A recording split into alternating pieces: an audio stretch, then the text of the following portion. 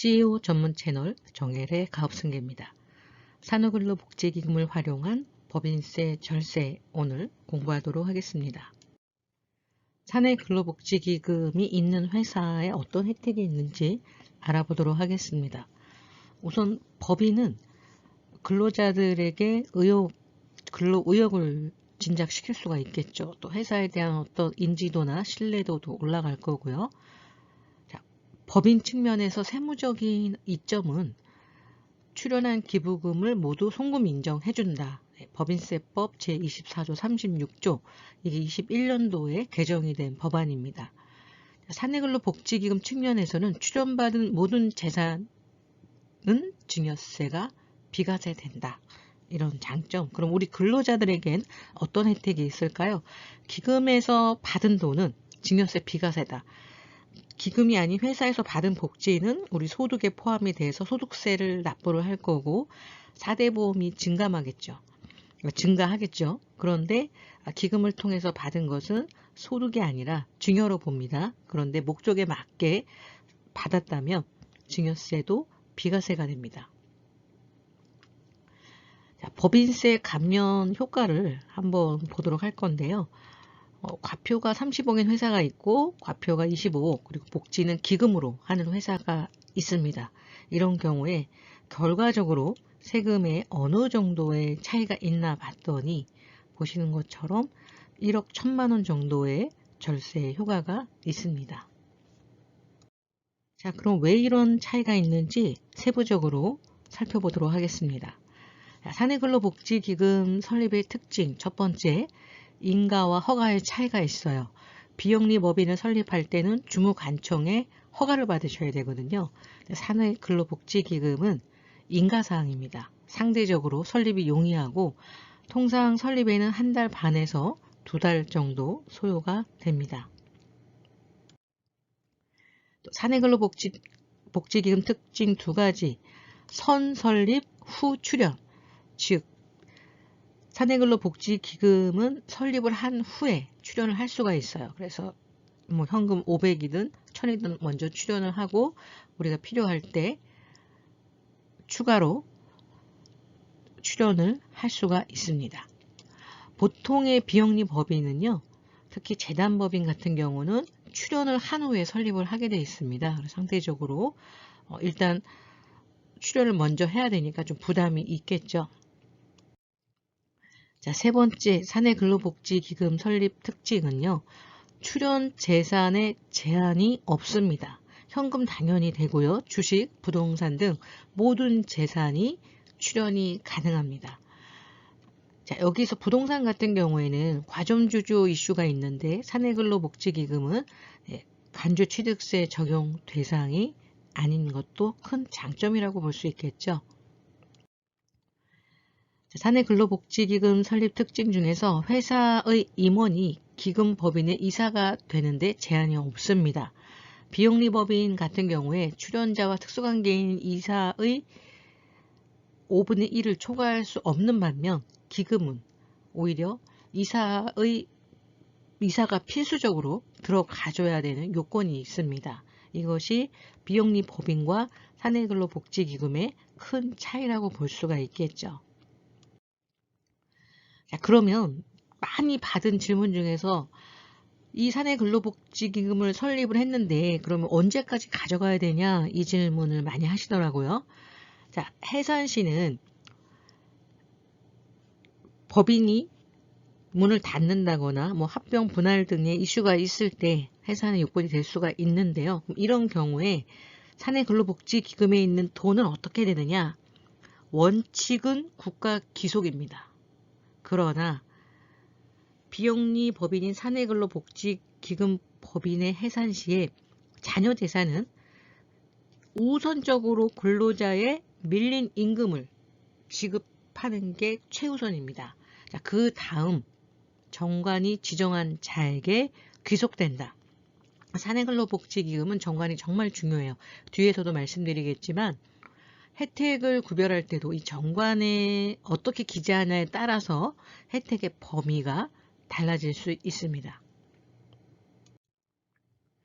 도입은 보니까 지금 1368개소, 이게 아마 20년도까지 기준인 것 같아요. 근데 21년도도 설립이 꽤 많았고요. 올해는 더 많이 되고 있죠. 21년도 아까 그 법인세법 개정되면서 금액은 3조 7천억 원입니다. 130만 명이 혜택을 받고 있습니다. 그럼 사내근로복지기금의 장점, 아까는 이제 설립의 어떤 특이점, 비영리 법인 대비 차이점을 좀 말씀드렸고요. 장점은 뭐니 해도 세제 지원이겠죠. 사내근로복지기금에 출연하는 출연금은 법인세, 손비 인정. 이게 제일 크겠죠. 법인세, 손비 인정. 또 사내근로복지기금이 출연받은 재산은 복지기금 입장에서 본다면 증여세 및 상속세, 비과세. 다음 시간에 준비할 건데요. 이 근로복지기금이 있는 회사가 가업승계를 했을 때 어떤 효과가 있는지 영상을 준비하고 있습니다. 자, 보시는 것처럼 사내근로복지기금이 출연받은 재산은 증여세 및 상속세가 비과세라고 말씀을 드렸어요.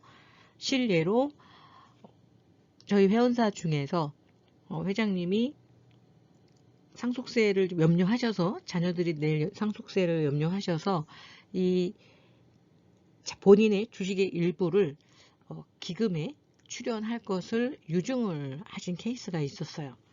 내가 만약에 상속이 발생을 하게 된다면 내 주식의 몇 프로는 기금에 출연을 해다오, 이렇게 유언으로 남겨놓으신 거죠. 유언 대용 신탁, 아마 다음번에 한번 다룰 거예요.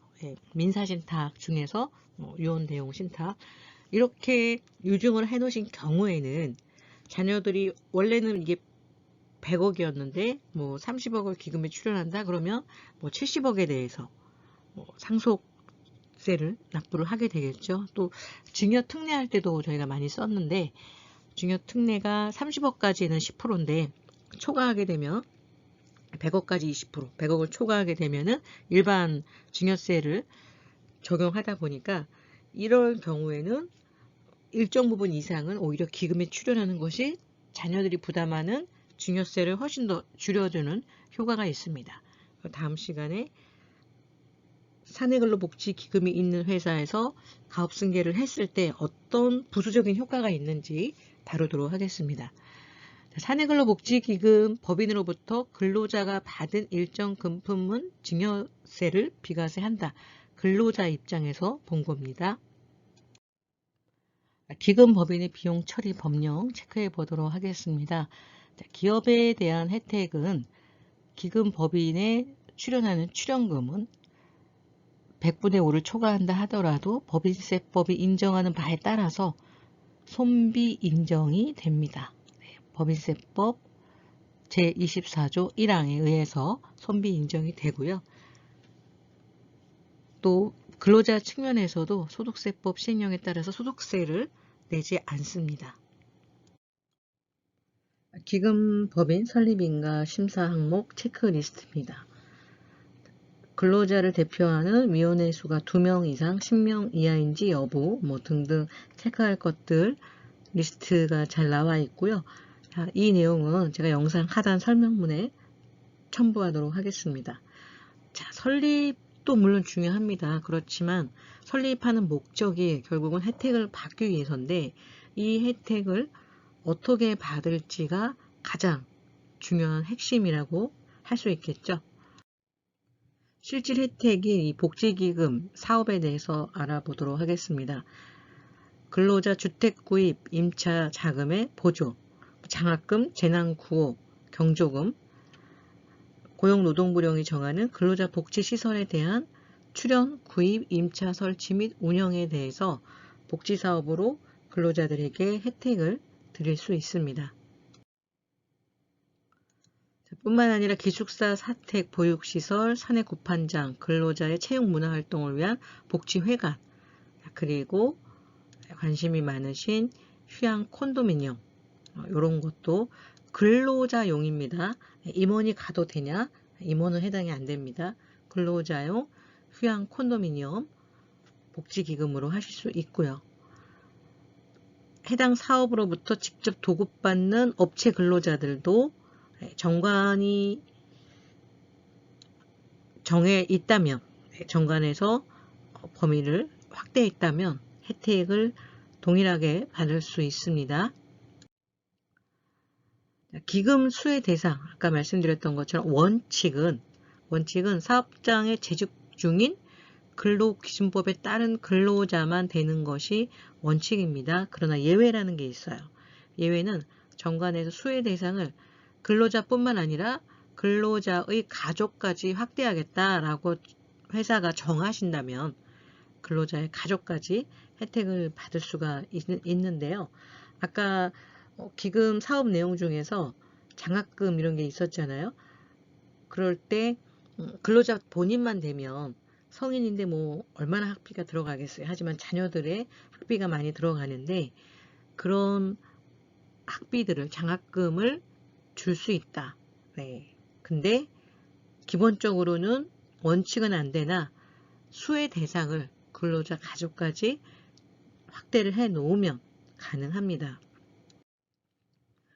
기업 사업 수혜 대상 표로 한번 정리해 봤는데요. 재직 중인 근로자 뭐 당연히 되는 거잖아요. 그리고 임원이지만 사실상 근로자인 임원, 월급쟁이 임원 가능합니다. 근데 경영에 참여하는 임원은 안 됩니다. 자, 계약직, 아르바이트, 임시근로자, 현장직 근로자 다 됩니다. 파견 근로자 되고. 자, 그런데 그의 가족까지 혜택을 받으려면 정관에 명시를 반드시 해두셔야 합니다. 사내근로복지기금 운영 사례입니다. 이것은 고용노동부에 나와 있는 거니까 참고하시면 운영하는 데 많은 도움이 되실 것 같아요. 다음 각호에 따른 보조 대상 중 2종류 이상을 신청한 경우에 한 명이 받을 수 있는 총 보조 한도액은 5천만 원으로 할 수 있다. 총 보조 한도액. 의료비 1,000만 원, 부모 요양비 1,000만 원, 장례비 1,000만 원, 혼례비 1,250 이렇게 보조 한도액을 정하고 있어요. 학자금 1,000만 원 뭐 이런 식으로. 그래서 이런 부분들 실제 운영할 때는 고용노동부에서 정한 운영기금 사례 이런 부분들을 좀 참고하셔서 운영하실 필요가 있습니다. 자, 마지막으로 정리해 드리겠습니다. 앞에 좀 헷갈렸다 그러면 이 9가지만 기억하고 있으시면 됩니다. 자, 이 자료는 우리 CEO의 빛 채널에서 제공을 해주셨고요. 법인이 사내근로복지기금을 출연하는 출연금은 전부 송금 인정된다. 누가? 법인이. 출연한 법인은 10억을 출연했으면 10억을 비용 처리. 50억을 출연했으면 50억을 비용 처리해준다. 사내근로복지기금 법인이 출연받은 재산세는 기금 입장에서 출연을 받으면 증여세를 비과세 받는다. 자, 뭐든지 우리가 공짜로 생기면 세금을 내야 되잖아요. 증여세. 무상으로 받았으니까. 근데 기금은 증여세 비과세고요. 또 피상속인이 사내근로복지기금 유증을 해요. 회장님이 내가 120억이 있는데 뭐 100억까지는 사전 증여가 되니까 이거를 사전에 하고 20억은 기금에 나중에 내가 상속이 발생하면 기금에 넣어라 이럴 때 상속세 비과세입니다. 그래서 좀 연세가 있으신 회장님들 같은 경우 이 유언 증언 신탁 많이 하시죠. 근로자가 사내근로복지기금으로부터 받은 금품은 소득세, 증여세, 비과세입니다. 소득세가 아니라 증여세 대상인데 목적에 맞게 했다면 비과세 된다는 거죠. 사내근로복지기금 법인은 모든 사업장 설립이 가능해요. 주식회사, 비영리법인, 개인사업자, 학교, 공기업. 요새 가장 많이 신청 들어오는 거는 병원입니다. 네, 병원. 공동기금도 많이 하시고요. 자, 근로자는 직업 종류에 상관없이 임금을 목적으로 사업이나 사업장에 근로를 제공한다면 모두 다 해당이 됩니다. 비정규직, 외국인 근로자 다 포함됩니다. 자, 기금 조성은 현금, 부동산, 주식, 사실상 모든 재산이 출연이 가능해요. 아파트가 있는데 이거 출연하겠다 가능합니다. 사내근로복지기금은 공익법인이 아닌 비영리법인이기 때문에 공익법인 관련법이 적용되는 것이 아니고 근로복지기본법에 우선 적용을 받습니다. 해산할 때는 그러면 어떻게 하냐? 해산할 때 남은 돈, 우선 밀린 임금이 있다면 1순위로 밀린 임금 먼저 주셔야 되고요. 그런데도 남았다, 임금 주고 남았다 그러면 정관으로 지정한 자에게 귀속을 합니다. 사내근로복지기금 하실 때 정관 규정이 굉장히 중요합니다. 여기서 놓치게 되면은 나중에 혹시 해산을 한다거나 또 우리 근로자 가족들에게 혜택을 줄 때 제한을 받을 수 있으므로 중요한 것이 바로 정관이고요. 세칙도 정해야 되는데 실제 이제 기금 운영하는 거에 대해서 이런 부분도 아까 보신 것처럼 기금 목적에 맞게 그리고 일률적으로 하시면 안 되고요. 선택적으로 해주셔야 됩니다. 사내근로복지기금 오늘 지난 시간에 이어서 또 지난 시간에 하지 못한 부분 좀 챙겨서 알려드렸고요. 제가 보기에는 물론 이제 근로복지기금이니까 근로자들을 위해서 하는 거 맞습니다. 그런데 가업승계를 하는 회사에 사내근로복지기금이 있으면 승계에 대한 세금도 상당 부분 절세가 되는 경우가 많이 있습니다. 다음 시간에는 기금이 있는 회사에서 승계를 할 때 어떻게 활용하면 상속증여세를 절감할 수 있는지 그 영상을 함께 공부하도록 하겠습니다. 정현의 가업승계 연구소에서는 각 분야의 전문가들, 우리 세무사님, 전략세무사죠.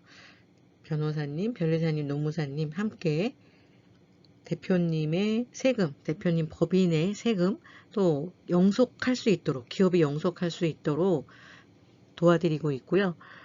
저희는 프로젝트 매니저들이 이 일을 합니다. 이 프로젝트 매니저의 역할은 각 분야의 전문가들을 어디에 배치를 할지 또 전문가들이 각각의 전문 분야가 다르기 때문에 변호사님도 다 다르고 세무사님도 다 분야가 있죠.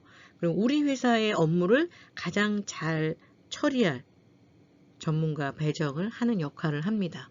물론 전체적인 솔루션을 연구하는 게 우리 프로젝트 매니저고요. 자, 오늘 사내근로복지기금 보시면서 추가로 좀 문의사항이 있거나 또 우리 가업승계 관련해서 궁금하신 부분은 정현의 가업승계로 문의해 주시기 바랍니다. 감사합니다.